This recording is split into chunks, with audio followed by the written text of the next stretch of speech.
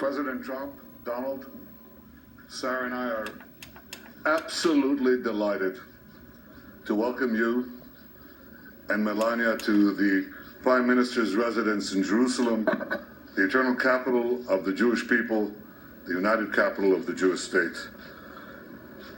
We've known each other for many years, and it's always good to see you.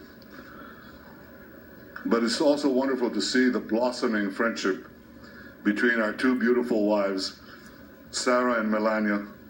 You're so welcome here, and we're so pleased to see you. We're honored to have you in our home. You've been today, Mr. President, to the Western Wall, one of the holiest sites of Judaism. You've been to the Church of the Holy Sepulchre, one of the holiest sites of Christianity.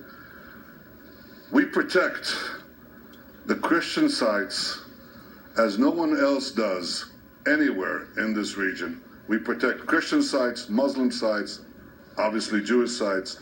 We're committed to the freedom of all faiths and to the rights of all.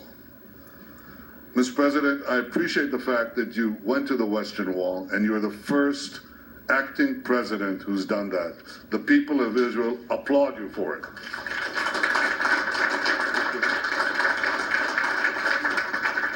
We had a terrific discussion today, and when I say terrific, it encompasses everything. We could talk about deregulation, we could talk about economics. I think we quote each other. We understand each other and so much of the things that we wish to accomplish for both our countries. But I want to thank you especially today for your deep commitment to Israel's security, its well-being, and its future. I have no doubt that as we work together, you and I, the alliance between our countries will grow ever stronger. I want you to know how much we appreciate the change in American policy on Iran, which you enunciated so clearly just an hour ago. I want you to know how much we appreciate your bold decision to act against the use of chemical weapons in Syria. And I want to tell you also how much we appreciate the reassertion of American leadership in the Middle East. I look forward to working closely with you to confront the dangers we face together in this violent and volatile Middle East. I believe that together we could roll back Iran's march of aggression and terror in this region, and we can thwart Iran's unbridled ambition to become a nuclear weapon state. I also look forward to working closely with you to advance peace in our region, because you have noted so succinctly that common dangers are turning former enemies into partners. And that's where we see something new and potentially something very promising. It won't be simple, but for the first time in many years, and Mr. President, for the first time in my lifetime, I see a real hope for change. The Arab leaders who you met yesterday could help change the atmosphere, and they could help create the conditions for a realistic peace. These are all great signs on your historic visit. It's a visit that I think has echoed down the ages, because the great Abraham Lincoln is reported to have said that there was no city on earth he so much desired to see as Jerusalem. Well, Mr. President Donald, there's no city on earth where you are more welcome than right here with us in Jerusalem. Welcome to Jerusalem. Welcome to Israel.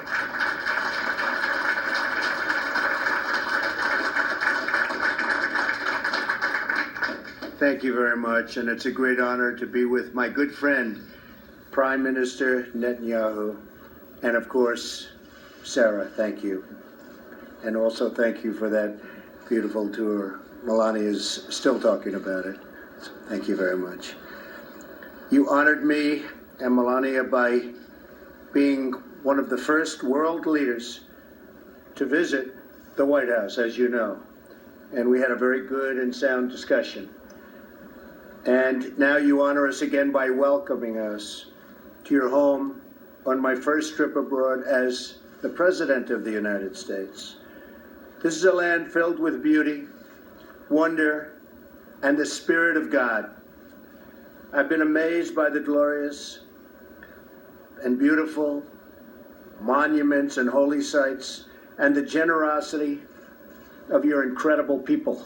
Thank you. Because it's all about the people. I was deeply moved by my visit today to the Western Wall. Words fail to capture the experience. It will leave an impression on me forever. Today we reaffirm the unbreakable bond of friendship between Israel and the United States.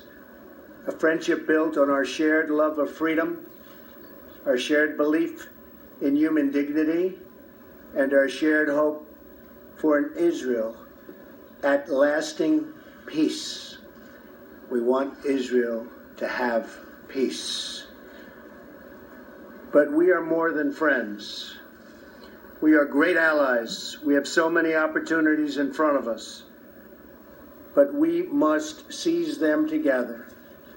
We must take advantage of the situation. And there are many, many things that can happen now that would never have been able to happen before, and we understand that very well. That includes advancing prosperity, defeating the evils of terrorism, and facing the threat of an Iranian regime that is threatening the region and causing so much violence and suffering. During my travels, I have seen many hopeful signs that lead me to believe that we can truly achieve a more peaceful future for this region and for people of all faiths and all beliefs, and frankly, all over the world. In my visit to Saudi Arabia, I met with many leaders of the Arab and Muslim world, including King Solomon, who treated us so beautifully and really wants to see great things happen for the world. He really does. I got to know him well, and he really does. These leaders voice concerns we all share about ISIS, about Iran's rising ambitions and rolling back its gains, and about the menace of extremism that has spread through too many parts of the Muslim world. I'm encouraged that they pledge cooperation to confront terrorism and the hateful ideology that drives it so hard. America welcomes the action and support of any nation willing to do the hard but vital work in eradicating the violent ideologies that have caused so much needless bloodshed and killing here and all over the world. We are willing to work together. I believe that a new level of partnership is possible and will happen, one that will bring greater safety to this region, greater security to the United States, and greater prosperity to the world. This includes a renewed effort at peace between the Israelis and the Palestinians. And I thank the Prime Minister for his commitment to pursuing the peace process. He's working very hard at it. It's not easy. I've heard it's one of the toughest deals of all, but I have a feeling that we're going to get there eventually. I hope. I'm certain we will have very productive discussions, and we're going to have very productive discussions, in my opinion, with the leaders of other nations also. And I feel strongly about that, because there's a lot of love out there. And people from all nations, even nations that you would be surprised to hear, they want to stop the killing. They've had enough. America stands ready to assist in every way we can. Our deep and lasting friendship will only grow deeper and stronger as we work together in the days ahead. I thank you again for hosting us in this beautiful and ancient land, Truly, it's a land of wonders, and it's my honor to be here with you. Sarah, thank you. Bibi, thank you. Appreciate it very much. Great honor. Thank you. Thank you.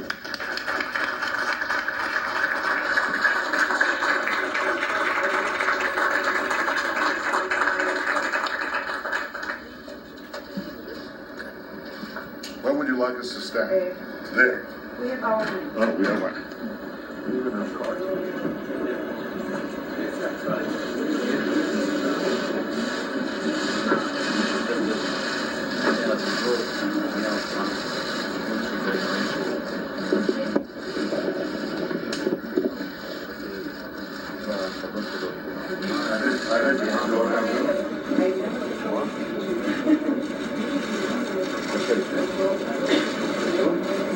Thank you very much. Thank you. Thank you very much. Thank you. Thank you. תודות, והם צריכים חזרה לתוך מעון ראש הממשלה. So there you heard the very strong statements from